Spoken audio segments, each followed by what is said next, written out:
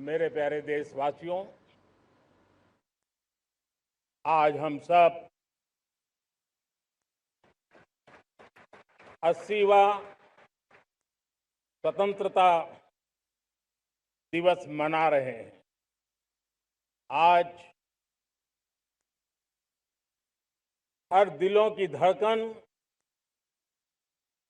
वंदे मातरम के नाद से गूंज रही। आज हर घर तिरंगा है, हर मन तिरंगा है और देश उत्साह और उमंग के साथ नए संकल्पों को लेकर के आज आगे बढ़ रहा है। आप सबको स्वतंत्रता दिवस की बहुत बहुत शुभकामनाएं।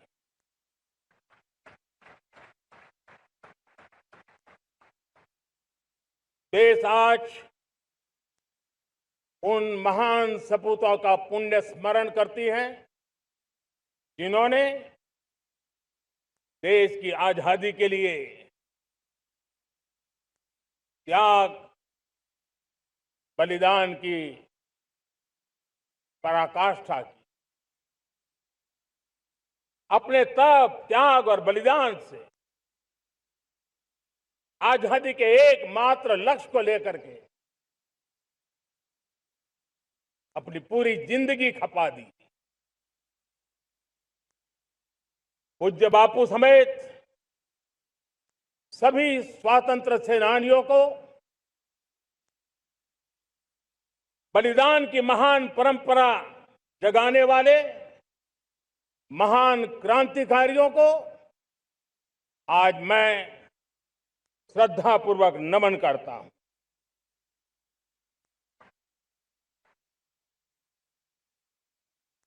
आज जो इस समारोह में उपस्थित है, उन सब के लिए आज एक ऐतिहासिक पल भी है।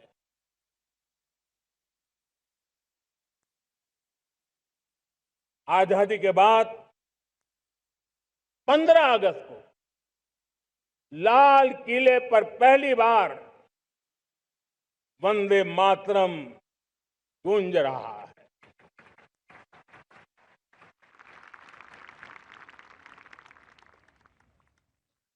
आज जब हम देश के लोग वंदे मातरम के 150 वर्ष मना रहे हैं, तो इससे बड़ा उत्तम अवसर क्या हो सकता है। मेरे प्यारे देशवासियों, पिछले दिनों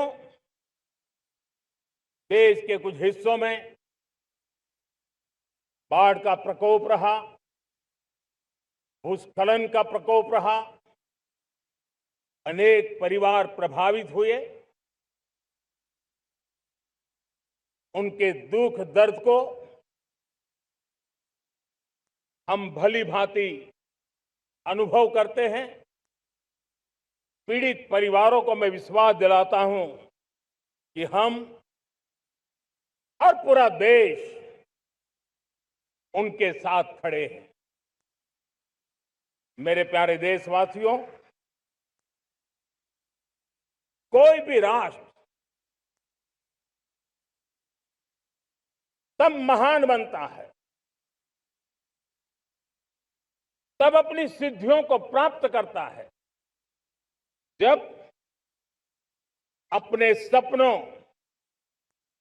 अपने संकल्पों और अपने सामर्थ्य के दम पर आगे बढ़ता है। मेरे देशवासियों, अब छोटे सपनों से चलने वाला नहीं। हमें बड़े सपने, क्योंकि बड़े सपने हमारी सोच को भी विस्तार देते हैं, हमारी सोच की क्षितिज को विस्तृत करते हैं। हमारे संकल्प दृढ़ होने चाहिए, जब संकल्प दृढ़ होता है तो कठिनाइयों से, आपदाओं के बीच से रास्ते निकालने का सामर्थ्य अपने आप उभर करके आता है। और मेरे प्यारे देशवासियों, हमारे संकल्प भी ऊंचे होने चाहिए, क्योंकि जब सपने ऊंचे होते हैं, संकल्प ऊंचे होते हैं, तो हमारे सामर्थ्य की ऊंचाई भी बढ़ती है, हमारे प्रयासों की ऊंचाई भी बढ़ती है, और तब जाकर के हम लक्ष्य तरफ जाने का रास्ता तय कर लिया है। 2047 तक हम 100 गीगावाट न्यूक्लियर पावर का लक्ष्य लेकर के चल रहे हैं। इसी एक दशक में हम 5 नए न्यूक्लियर रिएक्टर शुरू करने का लक्ष्य लेकर के चल रहे हैं।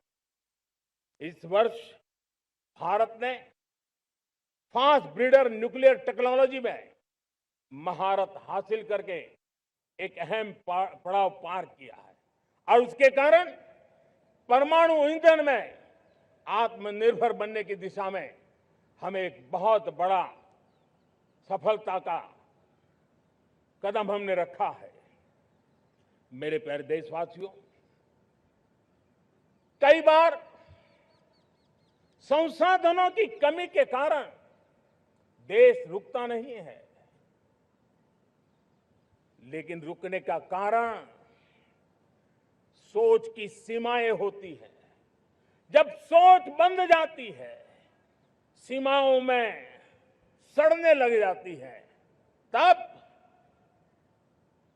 हम अपने सामर्थ्य को भी पहचान नहीं पाते हैं। देश को आज कच्चे तेल पर निर्भर रहना पड़ रहा है, और हमारी गलत सोच के कारण है। आप जान के हैरान हो जाएंगे, हमने समुद्री तट पे 99% हमारा समुद्री तट का पूरा हिस्सा ऐसी सोच के कारण नो गो एरिया घोषित करके रखा था। हमने ही समंदर के अंदर जाकर के एक्सप्लोरेशन न करने का निर्णय कर लिया था। ये सोच का दारिद्र्य था। हमने फैसला किया ये नहीं चल सकता। हमने उस 99% को, जो कभी नो गो एरिया हुआ करते थे, हमने उसको गो एहेड एरिया के रूप में खुला कर दिया है। और अब हम समुद्र के भीतर भी एक्सप्लोरेशन करने की और नए नए भंडार खोजने की दिशा में हम प्रवृत्त हैं, हम प्रयास कर रहे हैं। हमने पिछले वर्ष उसी दिशा में एक महत्वपूर्ण कदम रखते हुए समुद्र मंथन की घोषणा की थी, और पिछले दिनों हमने 85,000 करोड़ रुपए इस काम के लिए आवंटित करके काम को गति देने का निर्णय कर लिया है। मेरे प्यारे देशवासियों, एनर्जी सिक्योरिटी, इसका मैंने कहा कि हमें ऑल्टरनेट स्रोतों की तरफ भी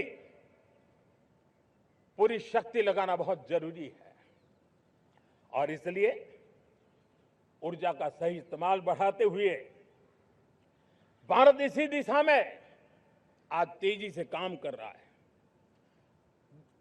2014 से पहले, मतलब आज से 12 साल पहले, हमारे देश में सिर्फ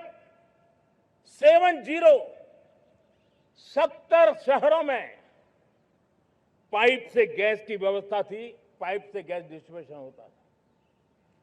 12 साल में इन 70 शहरों को हमने 700 शहरों तक पहुंचा दिया है। ये होती है रफ्तार, ये होता है विस्तार।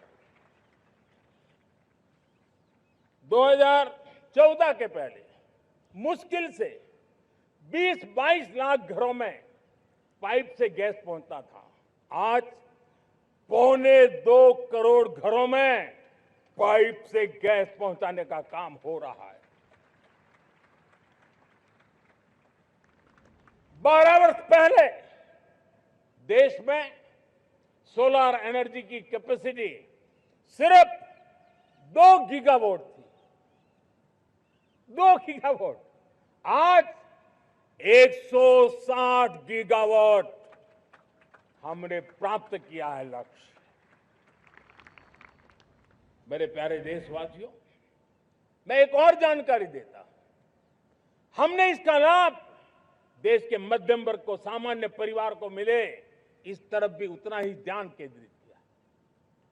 हमने पीएम सूर्यघर मुफ्त बिजली योजना चालू की और आज मुझे संतोष है कि इतने कम समय में 50 लाख घरों का सोलर एनर्जी का काम हम आंकड़ा पार कर चुके हैं। तेजी से चल रहा है और इसके कारण हजारों घरों का बिजली बिल 0 हो गया है। हजारों घर अपनी बिजली का उपयोग करने से अतिरिक्त बिजली आज बेच करके कमाई कर रहे हैं। हर परिवार को हम इस काम के लिए 80,000 रुपया सरकार की तरफ से एक एक परिवार को मदद दी जा रही है। तब जाकर के हम इस काम को पूरा कर रहे हैं। मेरे प्यारे देशवासियों, आपको जानकर के हैरानी होगी, ये जो हमारी रेलवे है उसका इलेक्ट्रिफिकेशन का काम हमारे देश में 1925 में शुरू हुआ था। 1925 में इलेक्ट्रिफिकेशन का काम शुरू हुआ, लेकिन 90 साल में 1925 से लेकर के 90 साल में सिर्फ 30% रेल का इलेक्ट्रिफिकेशन हुआ था। यानी 90 साल में 30%। हमारी रफ्तार देखिए, लक्ष्य को पाने के लिए हमारी दौड़ देख लीजिए। हमने एक दशक के अंदर 100% काम पूरा कर दिया। 90 साल में 30%, 10 साल में 70%, ये होता है काम। और इसके कारण डीजल जो हमें बाहर से लाना पड़ता है उसकी बचत हुई। बिजली से हमारी ट्रेनें चली, पर्यावरण को फायदा होने लगा। मेरे प्यारे देशवासियों, हम यहां से नहीं रुके हैं। हम दुनिया के अंदर पीछे रहना नहीं चाहते। पिछले दिनों आपने खबर सुनी होगी, भारत ने ईंधन का नया क्षेत्र को भी छू लिया है। देश ने पहली हाइड्रोजन से चलने वाली ट्रेन शुरू कर दी है और मुझे खुशी है, ये सबसे लंबी ट्रेन है और सबसे ताकतवर ट्रेन है और दुनिया में हाइड्रोजन ट्रेन के क्षेत्र में भी भारत ने अपना झंडा गाड़ दिया है। प्यारे देशवासियों, पिछले 10-12 साल हम लगातार 2047 के लक्ष्य को पाने के लिए दौड़ रहे हैं। एक के बाद एक सोपान सिद्ध कर रहे हैं। हमने सोचा भी नहीं था कि हमें इसमें भी कुछ मुसीबतों का झेलना पड़ेगा। पिछले 10-12 वर्ष में कितने संकटों का सामना करना पड़ा। कोरोना जैसी वैश्विक महामारी ने पूरी दुनिया को चिंता में डाल दिया था। सारी व्यवस्थाएं चरमरा गई थी। कोरोना से बाहर निकले, युद्ध की विभीषा की खबरें आने लगी। कहीं यूक्रेन तो कहीं पश्चिम एशिया, हर जगह पे तनाव का माहौल। और पता नहीं भविष्यवेत्ताओं ने तो न जाने क्या क्या घोषणाएं कर दी थी। देश को डराना, देश को भयभीत रखना, देश को चिंतित रखना, इसी में कुछ लोगों को आनंद आता है। वैक्सीन नहीं मिलेगी, कोविड में लोग बचेंगे नहीं, कुछ भी नहीं होने वाला। वेस्ट एशिया का क्राइसिस आया, पेट्रोल पंप पे पेट्रोल नहीं मिलेगा, गैस नहीं मिलेगा, डीजल नहीं मिलेगा, फर्टिलाइजर नहीं मिलेगा, सारी दुनिया भर की अफवाहें फैला करके भारत के लोगों को भयभीत करने का, डराने का, चिंता के अंदर डुबो देने का कुछ लोगों को आनंद आ रहा था। लेकिन देश ने देख लिया कि पिछले 10-12 साल की सुविचारित योजनाएं रंग ला रही है और हम इतने बड़े संकट के बावजूद भी नागरिक देवो भव के मंत्र को लेकर के जीते हुए भारत ने जो तैयारियां की थी, एक के बाद एक कदम उठाया था। सोचा नहीं था कि संकट आएगा, लेकिन उस संकट के समय में ये सारी चीजें काम आ गई और आज देश में गैस भी है, पेट्रोल भी है, यूरिया भी है। हम अपनी ताकत के ऊपर खड़े हो रहे, चल रहे। मेरे प्यारे देशवासियों, दुनिया के इन संकटों का प्रभाव हर किसी पर हुआ, हम भी अछूते नहीं। यूरिया के दाम दुनिया में 3,000 रुपया पहुंच गए एक बोरी का। आज भी हम मेरे देश के किसानों को वो बोझ सहने के लिए मजबूर नहीं कर रहे हैं। सरकार अपने कंधों पर वो बोझ उठा रहा है और दुनिया से जो 3,000 रुपया में यूरिया का बोरा हमें मिलता है, वो हमारे किसानों को हम सिर्फ 300 रुपये में दे पाते हैं। इतना ही नहीं, डीएपी आज दुनिया में बाजार 5,000 पहुंच चुका है, लेकिन मेरे देश के किसानों को दिक्कत ना हो, इसलिए 1,350 रुपये में आज भी डीएपी देने का काम हम कर रहे हैं। मेरे प्यारे देशवासियों, एक समय था जब मैं आत्मनिर्भरता की बात कर रहा था तो कुछ लोग एयर कंडीशन चैम्बर में बैठ करके सोचने वाले लोग हमें बता रहे थे ग्लोबलाइजेशन का क्या होगा। लेकिन दुनिया देख रही है कि पिछले एक दशक में ऐसा लग रहा है कि दुनिया ने ग्लोबलाइजेशन बोलना ही बंद कर दिया है। जहां से ग्लोबलाइजेशन की आवाज आती थी वो बंद सुनाई नहीं देती है। दुनिया का हर देश अपनी अपनी संभालों के मिजाज की तरफ गया है। लेकिन दुर्भाग्य से इस संकट के कालखंड में कुछ लोगों ने अपना रुतबा दिखाने के लिए संसाधनों को वेपनाइज करने का खेल खेला है। दुनिया अपने पास जो कुछ भी है उसको वेपनाइज करने में लगी है। संसाधनों का वेपनाइज, रिसोर्स का वेपनाइज, पेट्रोल, डीजल, फर्टिलाइजर, दवाइयां, टेक्नोलॉजी की चिप्स, इतना ही नहीं, भूभाग को भी वेपनाइज किया जा रहा है। और ऐसे समय अगर हम आत्मनिर्भरता मंत्र को लेकर 10 साल सही दिशा में न चले होते तो हम कल्पना कर सकते हैं कि ऐसी चुनौतियों का मजबूती से मुकाबला कैसे करते। और हमारी तैयारियां निरंतर बढ़ती जा रही है। मेरे प्यारे देशवासियों, दूसरी तरफ आज भारत का प्रोफाइल पूरी तरफ बढ़ रहा है।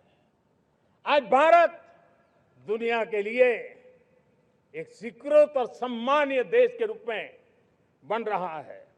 भारत के पास स्थिर पॉलिटिकल मैंडेट है, स्थिर सरकार है, भारत का वाइब्रेंट लोकतंत्र है, भारत का मजबूत न्याय तंत्र है और हम सबको दिशा देने वाला भारत का संविधान है। और अब दुनिया हमारे इन सामर्थ्य को पहचानने लगी है और इसलिए 2014 के बाद दुनिया करीब करीब 40 देशों के साथ हमारा एफटीए एग्रीमेंट हो रहा है। अब देखिए कितना बड़ा अवसर आया है। लेकिन ये जो ट्रेड एग्रीमेंट्स हुए हैं, ये एक बहुत बड़ा अवसर है और इसलिए खास करके मैं मेरे एमएसएमईज को कहना चाहूंगा कि हमें इस मौके को छोड़ना नहीं है। दुनिया में हमें पहुंचना है। भारत के उत्पाद की हर चीज विश्व के बाजार में पहुंचे और चाहे हमारा टेक्सटाइल हो, हमारी मशीनरी हो, हमने दवाइयां हो, हमने मौका छोड़ना नहीं है। लेकिन वैश्विक जो पैरामीटर्स हैं, उस पैरामीटर को हमें पार करना होगा। हमें दुनिया से जो मिलता है उसे अच्छा देना पड़ेगा, दुनिया में जो मिलता है उसे सस्ता देना पड़ेगा। और पंजाब के लुधियाना से लेकर के तमिलनाडु के तिरुपुर तक हमारा टेक्सटाइल सेक्टर दुनिया में पहुंच सकता है। इतना ही नहीं, केरलम से लेकर के गुजरात और तमिलनाडु से लेकर के बंगाल, ये हमारा समुद्री तट, हमारे मछुआरे भाई बहन आज इस एफटीए के कारण हमारे श्रिप यानी झींगा उसके एक्सपोर्ट की बहुत संभावना बनी है। हमारे सी फूड की दुनिया में पहुंच बनने की संभावना पड़ी हुई है। और इसलिए मैं चाहूंगा कि हम इस परिस्थिति का फायदा उठाते हुए, हम आगे चलते हुए, हम इन कामों को पार करने के लिए प्रयास करें। मेरे प्यारे देशवासियों,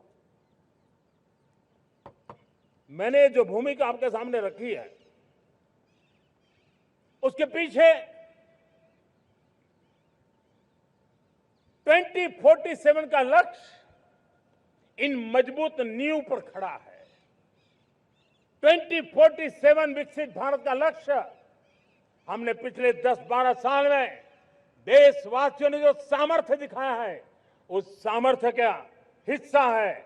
और इसलिए मेरे प्यारे भाइयों बहनों, सदी का 1/4 हिस्सा बीत चुका है और अगला 1/4 हमारे लिए अत्यंत महत्वपूर्ण है।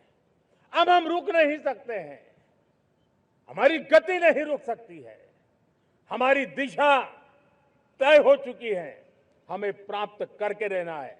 और इसके लिए हमें अपना वर्क कल्चर बदलना होगा। हमारे वर्क कल्चर को बदलते हुए हमें हमारी सोच को भी बदलना होगा, हमें हमारे काम की गति को भी बदलना होगा। जो काम पिछले 5-7 दशक में नहीं हुए हैं, वो काम हमें आने वाले 5-7 साल में करने हैं। और मेरा भरोसा है मेरे देश की युवा शक्ति पर, मेरे देश के नौजवानों पर, मेरे देश की माताओं को बहनों पर, मेरे देश के किसानों पर, मेरे देश के मजदूरों पर कि हम इस सपने को साकार कर सकते हैं। और इसलिए हमें रिफॉर्म की गति को भी आगे बढ़ाना है। और जब मैं रिफॉर्म की बात कर रहा हूं, रिफॉर्म नहीं हमारे लिए कोई कंपल्सन है, नहीं रिफॉर्म ये हमारे के लिए कोई बजबड़ है। हमारे लिए रिफॉर्म ये कन्विक्शन है। आउट ऑफ कन्विक्शन हम रिफॉर्म एक्सप्रेस पर चल पड़े हैं और हम आने वाले दिनों में भी नेक्स्ट लेवल रिफॉर्म की ओर बढ़ने वाले हैं। और इसलिए सरकार, समाज, उद्योग, उत्पादक, किसान, हर किसी ने अपनी ट्रेडिशनल व्यवस्थाओं में रिफॉर्म करना पड़ेगा, सोच में रिफॉर्म करना होगा, अपने लक्ष्यों को रिफॉर्म करना होगा। और इसलिए मेरे प्यारे देशवासियों, हमें एक निश्चित दिशा में को लेकर के चलना होगा। मैं आज उस युग को भी याद करना चाहूंगा जब देश, भारत का सामर्थ्य सप्त सिंधु के रूप में हम जानते थे, हम समझते थे, हम सुनते थे।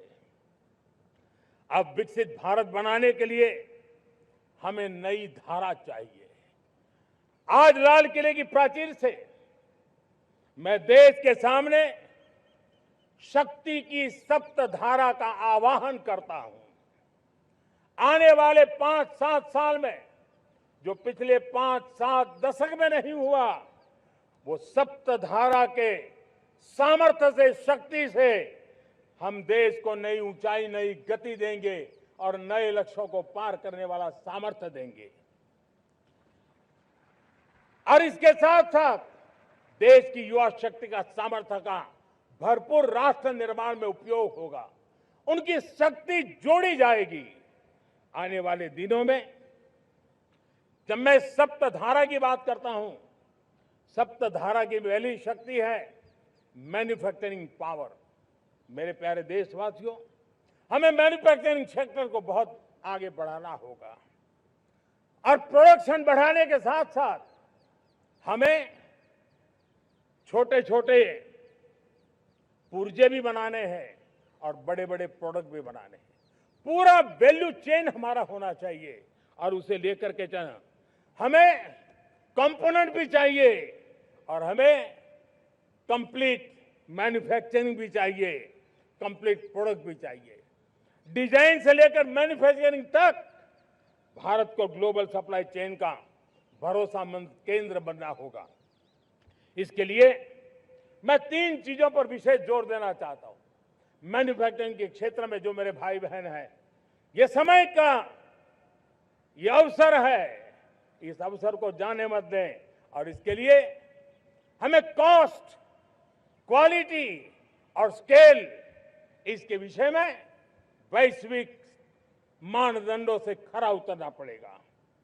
हमारी फैक्ट्रीज कॉम्पिटिटिव हो, हमारे प्रोडक्ट्स यूजर फ्रेंडली हो, हमारा पैकेजिंग दुनिया के लोगों को लुभावने वाला हो, आकर्षित करने वाला हो, हमारा जीरो डिफेक्ट प्रिसिजन मैन्युफैक्चरिंग, ये हमारी पहचान बनना चाहिए। हर मैन्युफैक्चरर, हर एंटरप्रेन्योर, हर एमएसएमई से मैं कहना चाहता हूं, ग्लोबल मार्केट में हमारी पहचान विश्वसनीयता और गुणवत्ता के आधार पर होनी चाहिए। क्वालिटी के संबंध में नो कॉम्प्रोमाइज, और इसलिए हमारा मंत्र क्वालिटी क्वालिटी क्वालिटी होना चाहिए। यही हमारा ग्लोबल ब्रांड वैल्यू बनेगा। मेरे प्यारे देशवासियों, इस सप्तधारा की दूसरी शक्ति है कृषि और फूड प्रोडक्शन, फूड प्रोसेसिंग। हमें इस दिशा में आगे बढ़ना होगा। हमारे किसानों ने, अब दुनिया के बाजार खुल चुके हैं, एफपीए के कारण हमें एक बहुत बड़ा मार्केट मिल रहा है। हमें वहां पहुंचना है, हमें उस जगह को हाथ लगाना है। हमें खेत से लेकर एक्सपोर्ट मार्केट की ओर जाना होगा। हमारे पारंपरिक खान पान हो, हमारे मिलेट्स हो, हमारे मसाला हो, हमारे फल हो, फूल हो, क्या कुछ नहीं है हमारे पास, वो ग्लोबल ब्रांड्स बनने चाहिए। हमारे किसान केमिकल फ्री खेती को बल देंगे, दुनिया में इनकी मांग और बढ़ने वाली है। और जो ग्लोबल पैरामीटर्स के अंदर हर प्रकार से सिद्ध होने वाले हमारे एग्रो प्रोडक्ट होंगे, तो दुनिया में हम आसानी से पहुंच पाएंगे। मेरी सप्तधारा की तीसरी शक्ति है टेक्नोलॉजी और इनोवेशन। मेरे प्यारे देशवासियों, आज जमाना एआई का है, क्वांटम का है, स्पेस का है, रोबोटिक्स का है, डेटा सेंटर्स का है। पूरी तरह एक नया क्षेत्र खुल चुका है। और इमर्जिंग टेक्नोलॉजी ये भी हर पल हमें चुनौती दे रही हैं। और इसलिए देश को दुनिया के लिए मार्केट नहीं बना देना, हमें इनोवेशन का हब बनना है। हमने यूपीआई और डिजिटल पब्लिक इंफ्रास्ट्रक्चर में लोहा मनवा लिया है, हमारी ताकत का परिचय करवा दिया है। अब भारत को डिजिटल पब्लिक टेक्नोलॉजी, उसको भी दुनिया के कोने कोने तक पहुंचाना है। भारत को नेक्स्ट जनरेशन कम्युनिकेशन टेक्नोलॉजी में लीड करना है। मेड इन इंडिया 6G हर कोने में पहुंचे, ये हमारा लक्ष्य होना चाहिए और हमें उस पर तेजी करनी चाहिए। और इसके लिए हमारा प्रयास कम नहीं होना चाहिए। सप्तधारा की चौथी शक्ति है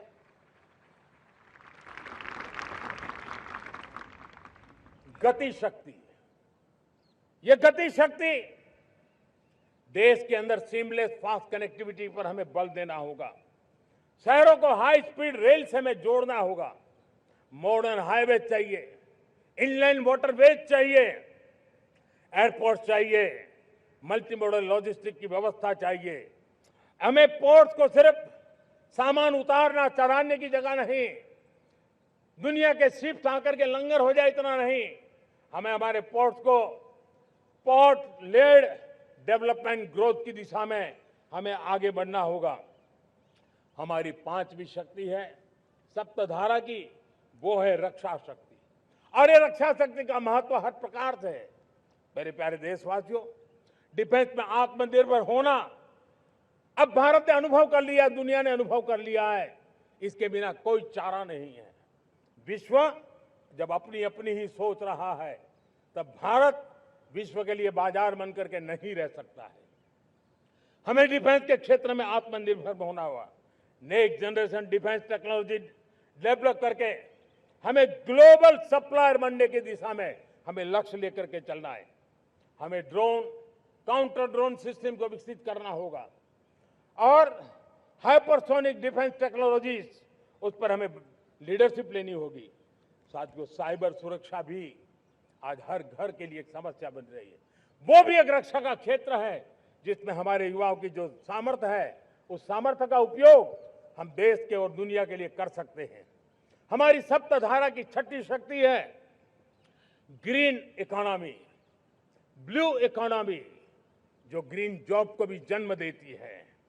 हमें green hydrogen, renewable energy, energy storage, green mobility, green manufacturing in global scale हमें पा करके रहना है। हमें दुनिया जब ग्लोबल वार्मिंग की चर्चा करती रहती है, हम रास्ते खोजते रहते हैं, हम समस्याओं का समाधान दे रहे हैं और भारत ये ग्रीन मूवमेंट का बहुत बड़ा सामर्थ्य लेकर के चलिए। भारत के पास ब्लू इकोनॉमी के लिए भी बहुत बड़ा अवसर है। बहुत बड़ा लंबा हमारा कोस्ट लाइन है। ब्लू इकोनॉमी के लिए बहुत बड़े अवसर है। फिशरीज है, कोस्टल टूरिज्म है, ओशन टेक्नोलॉजी है। ऐसे कितने ही क्षेत्र हैं जिसमें हम आगे बढ़ सकते हैं। मेरे प्यारे देशवासियों, भारत सप्तधारा की जब बात करके लेकर चला है, तब हमारी 7वीं धारा है और दुनिया के लिए इसका अपना भी एक महत्व है और वो है भारत का सॉफ्ट पावर। भारत के सॉफ्ट पावर की ताकत है। आज योग ने पूरी दुनिया को भारत के साथ जोड़ के रखा हुआ है। योग दुनिया के लिए एक ऊर्जा बनता जा रहा है, भारत के लिए विश्वास का बड़ा कारण बनता जा रहा है। जिस भारत के पास आस्था के केंद्र हो, जिस भारत के पास आयुर्वेद हो, जिस प्रकार से भारत के पास होलिस्टिक हेल्थ केयर की व्यवस्था हो, हील इन इंडिया का मूवमेंट हो, हम दुनिया के अंदर हमारे सामर्थ्य को लेकर के जा सकते हैं। हैंडीक्राफ्ट हो, संस्कृति हो, हमारी फिल्में हो, हमारा क्रिएटिव वर्ल्ड हो, वीएफएक्स हो, हमारा एनिमेशन हो, हमारी गेमिंग हो, डिजिटल कंटेंट हो, क्रिएटिव वर्ल्ड के अंदर भारत अपना रुतबा दिखा सकता है। हमने उसको वैश्विक सामर्थ्य के रूप में विकसित करना होगा। आज भारत ने वेव समिट को एक बहुत बड़ी ताकत दी है। दुनिया धीरे धीरे भारत का ये जो world audio visual and entertainment summit है, उसकी राह देखता रहता है और वो भारत के सॉफ्ट पावर को, भारत के क्रिएटिव दुनिया को परिचित करेगा। मेरे प्यारे देशवासियों, भारत के पास विशाल वन्य संपदा है। हमारे पास 100 से ज्यादा नेशनल पार्क है। क्षमता बहुत है, लेकिन विदेशी टूरिस्टों को आकर्षित करने में हम कम पड़े हैं। हमें मौका है हमारे सॉफ्ट पावर के माध्यम से दुनिया के टूरिस्टों को भारत के लिए आकर्षित करने का। हमारा सामर्थ्य हमें दुनिया को दिखाना है। हम ये काम आरा से करें और हम जल्द से जल्द हम इन लोगों, आज दुनिया में स्पोर्ट्स की जो है वो भी एक बहुत बड़ा भारत के प्रति आकर्षण का केंद्र। दुनिया के स्पोर्ट्स इवेंट भारत में क्यों ना हो। कॉन्स्टेंट इकोनॉमी बहुत बढ़ रही है, देश के नौजवानों का आकर्षण है। विश्व का हर कोई कलाकार चाहता है कभी न कभी भारत की धरती पर अपना कॉन्सर्ट करे। ये एक बहुत बड़ा अवसर है, हमें इसको मोबिलाइज करने के लिए व्यवस्थाएं खड़ी करनी होगी। साथियों, सप्तधारा की इन 7 शक्तियां उद्देश्य सिर्फ एक सेक्टर में प्रगति करने का नहीं है।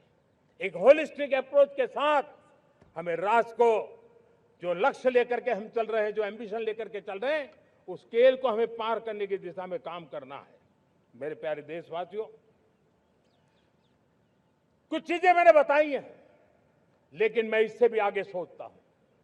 मैं जरा देश को झकझोरना चाहता हूं। मैं देश की शक्ति को भी झकझोरना चाहता हूं। देश यानी सिर्फ सरकार नहीं होती है, देश यानी हर नागरिक जुड़ता है। क्या हम सोच नहीं सकते कि फॉर्च्यून 500 की चर्चा तो बहुत सुनते हैं, आने वाले एक दशक में इन फॉर्च्यून 500 में 50 कंपनियां भारत की क्यों न हो, ये लक्ष्य हमारा क्यों न होना चाहिए। आज बैंकिंग सेक्टर फल फूल रहा है, दुनिया की टॉप बैंक के अंदर भारत की बैंक का झंडा भी क्यों न फहरता हो। भारत की बैंक भी टॉप बैंक 5 बैंक में भारत की भी एक बैंक होनी चाहिए। भारत की फार्मा की दिशा में हमने बहुत काम किया है, लेकिन समय की मांग है कि दुनिया की 5 बड़ी फार्मा कंपनियों में भारत की भी 1-2 फार्मा कंपनियों का नाम गूंजना चाहिए। भारत उसमें अपना स्थान बनाना चाहिए। लॉ फर्म्स होते हैं, रेटिंग एजेंसी होती है।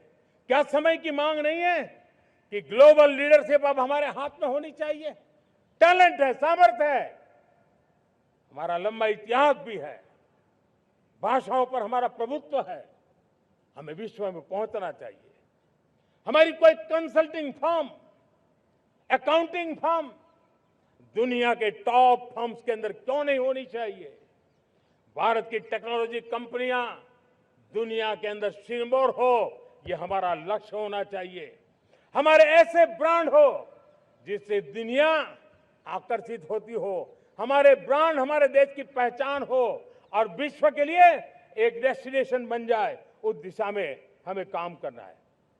और इसके लिए मैं राज्य सरकारों को कहना चाहता हूं, मैं स्थानिक स्वराज की संस्थाओं को कहना चाहता हूं, भारत सरकार का भी यह दायित्व है कि हमें हमारे रिफॉर्म की गति बढ़ानी होगी। हमें 2047 के लक्ष्य के अनुरूप हमारी व्यवस्थाओं को विकसित करना होगा। हमें बीते हुए काल के नीति नियमों से नहीं चल सकते, हमें आने वाले सपनों के हिसाब से नीति नियमों को गढ़ना होगा। और इसको अगर हम करेंगे तो मुझे पूरा विश्वास है और मैं देशवासियों को भरोसा देता हूं, इसी रास्ते मेहनत में कोई कमी न करते हुए हम विकसित भारत का सपना पार करके रहेंगे। हमें सबको मिलकर के चलना है, केंद्र सरकार हो, राज्य सरकार हो, इंडस्ट्री हो, हम सब ने मिलकर के आगे बढ़ना है। हमें रिफॉर्म्स करते रहना है, रिफॉर्म्स को आगे बढ़ाते रहना है। और मैंने पहले भी कहा था, हम रिफॉर्म कंपल्सन से नहीं, कन्विक्शन से कर रहे हैं, लक्ष्य को प्राप्त करने के लिए कर रहे हैं। मेरे प्यारे देशवासियों, जब मैं विकसित भारत की बात कर रहा हूं, देश को तेज गति से आगे बढ़ाने की बात कर रहा हूं, उसका सबसे बड़ा लाभार्थी कौन है?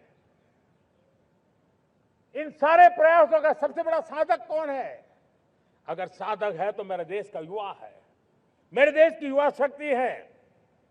विकसित भारत की यात्रा में युवाओं की बहुत बड़ी भूमिका है। इतना ही नहीं, विकसित भारत का सबसे बड़ा लाभार्थी भी मेरे देश का युवा है। और इसलिए हमें विकसित भारत के लक्ष्य को युवाओं के साथ जोड़ करके आगे बढ़ाना है। युवाओं हमारी सर्वोच्च प्राथमिकता के साथ हमें आगे बढ़ना है। साथियों, पिछले 10-12 साल में उस दिशा में बहुत कुछ हुआ है। स्टार्टअप इंडिया अभियान, आज पूरे देश में 2.5 लाख से ज्यादा रजिस्टर्ड स्टार्टअप बन गए। देश के नौजवान खुद तो काम कर रहे हैं, अनेकों को रोजगार दे रहे हैं। 1 लाख करोड़ रुपया इनोवेशन फंड भारत सरकार ने घोषित किया है। मैं देश को, नौजवानों को कहना चाहता हूं, आप अपने सपनों को लेकर के आइए, संसाधनों की कमी नहीं रहने देंगे। 1 लाख करोड़ रुपया आपके दिल दिमाग को सामर्थ्य देने का एक व्यवस्था हमने कर दी है। रिसर्च के नए अवसर मिले, डिजिटल इंडिया के नए सस्ते डेटा, ये युवाओं को सशक्त किया। दुनिया में सस्ता डेटा कहीं है तो भारत की धरती पर है। और देश के नौजवानों को उसने नई ताकत दी है। स्किल इंडिया हमने नेशनल प्रोग्राम बनाया है। स्पेस सेक्टर को हमने ओपन कर दिया। नेशनल ड्रोन पॉलिसी हमने बनाई है। खेलो इंडिया पॉलिसी बनाई है। 35 वर्षों तक एजुकेशन पॉलिसी नहीं थी, नई एजुकेशन पॉलिसी लेकर के आए हैं। और इसका फायदा मिडिल क्लास के परिवारों को हुआ है। साथियों, 2004 से 14 आंकड़े मुझे देना चाहिए आपको। 2004 से 14 हमारे देश में 350 से भी कम यूनिवर्सिटी थी। और आज 10-12 साल के भीतर भीतर करीब 650 नई यूनिवर्सिटी जुड़ चुकी है। करीब 1000 का आंकड़ा हम पहुंच रहे हैं। 2014 के पहले मेडिकल की सिर्फ 400 सीटें हुआ करती थी, आज करीब करीब 850 सीटें मेडिकल की हो रही है। इतना ही नहीं, अब विदेशी यूनिवर्सिटी भी भारत की धरती पर आ रही है। भारत के अंदर विदेशी यूनिवर्सिटी की डिग्री मेरे नौजवान को मिले, इसका प्रबंध भी हो चुका है। हमारे देश के युवा मन बचपन से ही टेक्नोलॉजी की तरफ आकर्षित हो, उस दिशा में हम काम कर रहे हैं और इसलिए हमने करीब 10,000 से अधिक अटल टिंकरिंग लैब छोटे छोटे बच्चों के हवाले कर दी है, ताकि उनका इनोवेशन और टेक्नोलॉजी के अंदर उनका मन बने। 12 वर्ष युवा, हमने अनेक रास्ते खोले। हम स्टार्टअप ओपन कर दिया, आपने देखा होगा। भारत के प्राइवेट स्टार्टअप 28 साल की एवरेज उम्र के बच्चों ने, नौजवानों ने दुनिया में पहले ही ट्रायल में अपना सैटेलाइट लॉन्च कर दिया और रॉकेट लॉन्च कर दिया। उन्होंने बहुत बड़ा काम कर दिया साथियों। आज करीब 2.5 लाख से ज्यादा रजिस्टर्ड स्टार्टअप है। हमने पिछले दिनों एआई इंपैक्ट समिट किया था। एआई का विस्तार बहुत तेजी से बढ़ रहा है। लाल किले से मैं देश के नौजवानों के लिए घोषणा करना चाहता हूं। हमने तय किया है कि आने वाले 1 वर्ष में 1 करोड़ युवाओं को एआई स्किल के लिए ट्रेनिंग देने का हम काम करेंगे, ताकि हमारा देश का नौजवान एआई की दुनिया में भी नेतृत्व करने का सामर्थ्य। मेरे साथियों, बायो इकोनॉमी एक नया क्षेत्र है। एक समय था 2014 के पहले सिर्फ 60,000 करोड़ रुपए का बायो इकोनॉमी का काम होता था।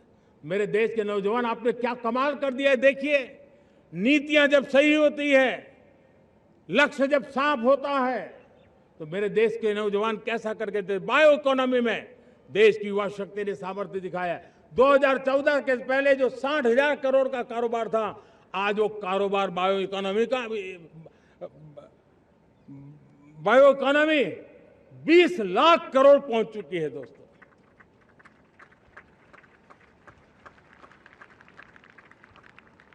दो 2009-10 का कालखंड था, सिर्फ 25 लाख इलेक्ट्रिक व्हीकल हमारे देश में बिके थे। 1.5 लाख इलेक्ट्रिक व्हीकल बिके थे 2009-10 में। 1.5 लाख इलेक्ट्रिक व्हीकल। इस 25-26 में 25 लाख इलेक्ट्रिक व्हीकल बिके हैं। मेरे प्यारे देशवासियों, एविएशन सेक्टर भी मेरे नौजवानों के लिए बहुत तेजी से आगे बढ़ रहा है। नए एयरपोर्ट, नए रूट, नए रोजगार के अवसर बना रहे हैं। मेंटेनेंस, ओवरहॉलिंग, इसके भी कारण देश में बहुत बड़ी मात्रा में स्किल मैन पावर को काम मिल रहा है। मेड इन इंडिया हवाई जहाज बनाने की दिशा में हमने सफलता पाई है। Made in India defence transport aircraft C295 already अपनी उड़ान भर चुका है, सफल उड़ान भर चुका है। ये देश के नौजवानों के लिए, मेरे साथियों, ड्रोन ने भी बहुत बड़ा काम किया है। स्वामित्व योजना, गांव में ड्रोन से स्वामित्व योजना सफल हो रही है। करीब 3.25 करोड़ परिवारों को स्वामित्व योजना का लाभ मिला है और इसके कारण 140 लाख करोड़ रुपए जैसी संपत्ति अनलॉक हुई है, जिसके कारण बैंक से लोन मिल सकता है, लोग अपना कारोबार कर सकते हैं। मेरे प्यारे देशवासियों, हमारे मध्यम वर्गीय परिवारों के सामने एक बहुत बड़ा बोझ बन चुका है कोचिंग क्लासेस की स्पर्धा। हर माँ बाप को लग रहा है कि कोचिंग क्लास में बच्चे को नहीं भेजा तो हम प्रतिष्ठित परिवार नहीं है। इन गरीब और मिडिल क्लास परिवारों की हम चिंता करते हुए हजारों करोड़ रुपए का उनका खर्च है वो भी बचे, बेटे भी अपने आसपास रह सके, उनकी देखभाल हो सके, परिवार पर आर्थिक बोझ न आए। और इसलिए हमने युवाओं के लिए विभिन्न परीक्षाओं की फ्री ऑनलाइन कोचिंग हमने करने का निर्णय किया है। डिजिटल पब्लिक इंफ्रास्ट्रक्चर है, हमारे पास उत्तम टैलेंट है, टीचर्स हैं, उन संसाधनों को जोड़ करके हम देश के नौजवानों को फ्री कोचिंग देने का एक पूरा नेटवर्क हम खड़ा करने वाले हैं। मेरे प्यारे देशवासियों, मैं हमेशा कहता आया हूं, जो खेले वो खिले। जब मैं खेले वो खिले की बात कर रहा हूं, तब मेरे प्यारे देशवासियों, आज भारत खेल की दुनिया में अपनी जगह बना रहा है। अब खेल के पोडियम में भारत का राष्ट्रगीत सुनाई देता है, भारत का राष्ट्रगान सुनाई देता है, भारत का तिरंगा झंडा लहराता दिखाई नजर आ रहा है। टॉप्स योजना ने बहुत बड़ी सफलता पाई है। खेलो India games, university games, winter games, beach games, sports infrastructure, sports के लिए कोचिंग, स्पोर्ट्स मेडिसिन, स्पोर्ट्स के लिए न्यूट्रिशन, इन सारे विषयों में भारत अब महारत करने की दिशा में आगे बढ़ रहा है। नौजवानों के लिए पूरा नया क्षेत्र, खिलाड़ी न बन सके तो उसकी सपोर्ट सिस्टम में भी बहुत बड़ा क्षेत्र खुल रहा है। स्पोर्ट्स की दुनिया में भारत का प्रदर्शन बेहतर होता रहा है और हम 2036 में ओलंपिक के मजबूत दावेदार बनकर के आगे बढ़ रहे हैं और 2030 में कॉमनवेल्थ गेम्स को भारत होस्ट करने वाला है। और मेरे साथियों, दुनिया में जो ओलंपिक की खेल होते हैं, करीब 40 प्रकार के गेम होते हैं और करीब 350 साढ़े 350 स्पर्धाएं होती हैं ओलंपिक में। और आपको जानकर के दुख होगा मेरे देशवासियों, मेरे नौजवानों, मैं आपको चुनौती देता हूं, मैं आह्वान करता हूं, मैं आपकी मदद चाहता हूं। 350 जितने स्पर्धाओं में भारत 2/3 खेलों में कहीं होता ही नहीं, हमारी मौजूदगी नहीं होती, हम क्वालिफाई नहीं होते हैं। हमने तय किया है कि 2036 में जो ओलंपिक होगा, हम चाहते हैं कि वो भारत में हो, लेकिन 2036 में जिन विधाओं में आज भारत खेलता नहीं है, जिन विधाओं में भारत क्वालिफाई नहीं करता है, जिन स्पर्धाओं में भारत ने छोड़ के रखा है, 3/4 हिस्सा हमारे इंतजार कर रहा है। भारत उस पर बल देगा और इसके लिए हम टैलेंट हंट का एक अभियान भी चलाना चाहते हैं।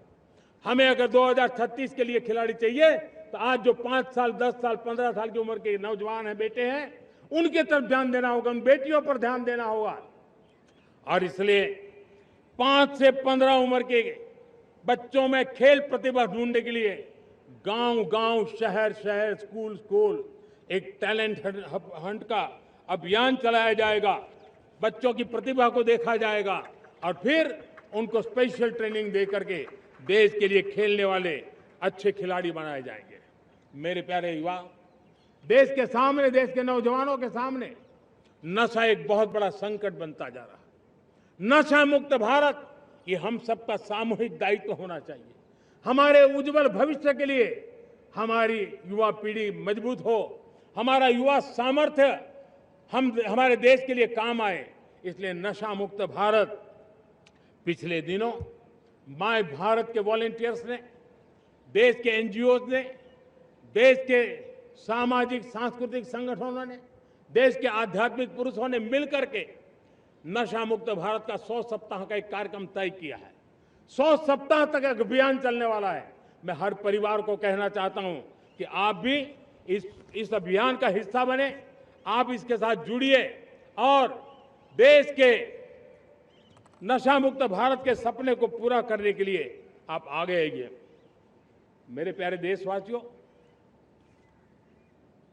21वीं सदी में दशकों पुरानी जो चुनौतियां हैं, उन चुनौतियों को खत्म करना बहुत अनिवार्य है।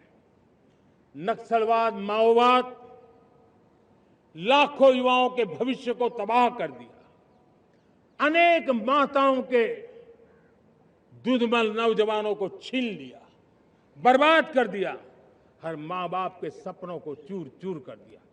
इस नक्सलवाद ने 4 दशक तक हिंदुस्तान के बहुत बड़े हिस्से को, बहुत बड़ी आबादी को दबोच करके रखा था, बंदूक के नोक पर दबोच करके रखा था, संविधान की धज्जियां उड़ा दी थी और देश के सामान्य नागरिकों की रक्षा में 3,500 से ज्यादा हमारे पुलिस के, सुरक्षा बल के जवान शहीद हो गए। युद्ध के अंदर जितने सैनिक मरते हैं उससे ज्यादा हमारे पुलिस जवानों को जान की बाजी लगानी पड़ी ताकि देश के सामान्य मानवी को सुरक्षा मिले। ये नक्सलवाद ने धरती को लहूलुहान कर दिया था। 2014 में आपने जब हमें मौका दिया, उसी दिन हमने संकल्प लिया था कि हम देश को नक्सलवाद से मुक्त करेंगे। और आज मुझे खुशी है कि नक्सली माओवादी हिंसा आखिरी सांस भी शायद रहने की अब तो ताकत नहीं रही है। पूरी तरह उसे खत्म करने की दिशा में जहां पर कभी नक्सलवादियों की गोलियां चलती थी, जहां पर कभी धरती रक्त रंजित रहा करती थी, आज उसी नक्सल क्षेत्रों में, उसी इलाकों में नक्सल मुक्त होने के कारण विकास, विश्वास और प्रयास का तिरंगा लहरा रहा है। मेरे प्यारे देशवासियों, लेकिन इस चुनौती को हमने कम नहीं आंकना है। इस चुनौती से हमें और भी सावधान रहने की जरूरत है। वर्षों तक देश की सत्ता में माओवादी सोच के लोग गलियारों में अपनी जगह बना करके बैठे थे। सरकारी कमेटियों में सलाहकार के रूप में भी ये माओवादी सोच ने नीतियों को प्रभावित किया था। मेरे प्यारे देशवासियों, जंगलों में हमें हथियारी नक्सलों का खात्मा बुलाने में, उस संकट से देश को मुक्त कराने में सफलता मिली है। लेकिन हथियारी नक्सल तो गए, लेकिन दिमागी नक्सल, ये दिमागी नक्सल मौके की तलाश में है। हिंसा, अराजकता के वो रास्ते खोज रहे हैं, समाज को गलत राह पर घसीटने के लिए भांति भांति के दांव कर रहे हैं। इन दिमागी नक्सलियों को पहचानना होगा, इन दिमागी नक्सलियों को आइसोलेट करना होगा और राष्ट्र को विकसित राष्ट्र बनाने की मुख्य धारा की ओर देश की युवा पीढ़ी को जोड़ना होगा। मेरे प्यारे देशवासियों, सुरक्षित भारत बनाना हम सबका दायित्व है। चुनौती सीमा के भीतर हो या सरहद से बाहर, भारत हर परिस्थिति के लिए तैयार है। आज युद्ध का नेचर बदल रहा है। अब युद्ध सीमा पर ही होता है, गारंटी नहीं है। आज युद्ध सीमा के अंदर, कहीं रिफाइनरी पे जाकर के, कहीं बैंकिंग सेक्टर को जाकर के, कहीं डेटा सेंटर को जाकर के, एक प्रकार से लड़ाई का नया रूप, इंफ्रास्ट्रक्चर तोड़े जा रहे हैं, फैक्ट्रियां तोड़ी जा रही है। हमने मिशन सुदर्शन चक्र की पिछले सालों घोषणा की थी, बहुत तेजी से उस पर काम चल रहा है। आज डिफेंस एक्सपोर्ट हमारा करीब 50 गुना बढ़ा है। करीब 100 देशों में हमारे अस्त्र शस्त्र पहुंच रहे हैं। वैश्विक पटल पर भारत की प्रतिष्ठा धीरे धीरे बढ़ रही है। बदलते हुए समय में अस्त्र शस्त्र की तरफ काम करना है, सैन्य बलों का सामर्थ्य बढ़ाना है, लेकिन साथ साथ नागरिकों को भी तैयार करना होगा। पिछली शताब्दी के युद्धों के अनुरूप जो सिविल डिफेंस की व्यवस्थाएं हमारे देश में विकसित हुई है, वो कालबाह्य हो चुकी है। और इसलिए मैं आज लाल किले से घोषणा कर रहा हूं कि हम आने वाले दिनों में सिविल डिफेंस का एक वाइब्रेंट नेटवर्क खड़ा करेंगे। आधुनिक व्यवस्थाओं से उनको परिचित कराएंगे। आधुनिक संकटों से नागरिकों को रक्षा करने की क्या व्यवस्था हो सकती है, एक बहुत बड़ा वॉलेंटरी फोर्स सिविल डिफेंस का आधुनिक चुनौतियों को पार करने वाला हम बनाने वाले हैं। मेरे प्यारे देशवासियों, राष्ट्र के निर्माण में आज हमारी बहनों बेटियों का योगदान हम सब के लिए बहुत बड़ा प्रेरणा का कारण बना हुआ है। फाइटर जेट हो या सिविल एविएशन, हमारी बेटियां सबसे आगे दिखाई दे रही है। खेलकूद का मैदान हो, हमारी बेटियां आगे दिखाई दे। स्टेम एजुकेशन में भर्ती होने की प्रक्रिया हो, सबसे ज्यादा हमारी बेटियां आगे दिख रही है। आज सेना में भी एनडीए से जो बच्चियां निकली हैं, वो बड़े रौब के साथ देश की सेना का नेतृत्व करने का सामर्थ्य दिखाने लगी है। मेरी बेटियों की ताकत कैसी है। मैं पिछले दिनों साणंद में एक सेमीकंडक्टर प्लांट में गया। वहां आदिवासी बेटियां, देश के अलग अलग कोने से आई हुई बेटियां काम कर रही थी। वो उस गांव से आई थी जिन्होंने पासपोर्ट क्या होता है पता तक नहीं था। वो बेटियां विदेशों में गई, ट्रेनिंग लेकर के आई और आज चिप निर्माण का काम कर रही है और बड़े कॉन्फिडेंस, मैं जो उनका कॉन्फिडेंस देखा, मैं सचमुच में बहुत प्रभावित हुआ था। आज 3 करोड़ बहनों को हमने लखपति दीदी बनाने का लक्ष्य तय किया था, उसको पार कर लिया। अब हम 6 करोड़ लखपति दीदी बनाने के लक्ष्य को लेकर के आगे बढ़ रहे हैं। 3 करोड़ नई लखपति दीदी बनना मतलब ग्रामीण अर्थव्यवस्था में बहुत बड़ा बदलाव मातृशक्ति के द्वारा आने वाला है। मेरे प्यारे देशवासियों, आज पंचायतों में, नगर पालिका में, महानगर पालिका में बहुत बड़ी मात्रा में हमारी महिलाएं जनप्रतिनिधि बनकर के देश का मार्गदर्शन कर रही है, समस्याओं का समाधान कर रही है, बहुत ही सक्षम नेतृत्व दे रही है। और इसी को ध्यान में रखते हुए हमने पार्लियामेंट में नारी शक्ति वंदन अधिनियम पारित किया था, लेकिन किसी न किसी कारण से राजनीति के अखाड़े में पिछले 40 साल से ये सपना हमेशा राजनीतिक अखाड़े का शिकार हो गया है। मैं देश के सभी राजनीतिक दलों से आज लाल किले की प्राचीर से तिरंगे झंडे की छाया में खड़े होकर के प्रार्थना करता हूं, आग्रह करता हूं, आइए उन महिलाओं के सामर्थ्य के पुजारी बनिए, उन महिलाओं के सम्मान में आगे आइए और जल्द से जल्द हमारी माताओं बहनों को 33% विधानसभा और लोकसभा में उनको प्रतिनिधित्व मिले। वे भारत की नीति घड़तर के अंदर अपना योगदान दे। समय की मांग है और मैं सभी राजनीतिक दलों से फिर से आग्रह करता हूं, आइए महिला आरक्षण लागू करके महिला सम्मान में आप भी जुड़िए, आप भी यश लीजिए, आप भी क्रेडिट लीजिए, लेकिन मेरी माताओं बहनों को हक दीजिए। मेरे प्यारे देशवासियों, विकसित भारत का संकल्प तभी पूरा होगा जब विकास अंतिम व्यक्ति तक पहुंचेगा। 2014 से पहले सिर्फ 25 करोड़ लोगों के पास सोशल सिक्योरिटी का कवर था, सिर्फ 25 करोड़ के पास। साथियों, पिछले 5-7 दशक में सिर्फ 25 करोड़, हमने एक दशक के भीतर भीतर 100 करोड़ देशवासियों को सोशल सिक्योरिटी का कवच दिया है। आयुष्मान भारत योजना से 70 साल की उम्र के बुजुर्गों से भी आज 5 लाख रुपए तक मुफ्त दवाई की व्यवस्था हो रही है। करोड़ों करोड़ों परिवारों को इसके कारण बहुत बड़ी सुविधा मिली है। और इस आयुष्मान कार्ड के कारण 2 लाख करोड़ रुपया जो दवाई और ऑपरेशन के पीछे खर्च होना था, वो मेरे परिवारों के बच्चे हैं। वो गरीब परिवार है, वो मध्यम वर्ग के परिवार है, उनको इतनी बड़ी। मेरे प्यारे देशवासियों, आज मुझे एक काम के लिए आपकी मदद चाहिए। मैं आप सबसे एक मदद मांग रहा हूं। सभी नौजवानों से मैं चाहता हूं कि आप इसका नेतृत्व करिए। आपका 1 या 2 घंटे देश को बहुत बड़ी शक्ति देने वाले हैं।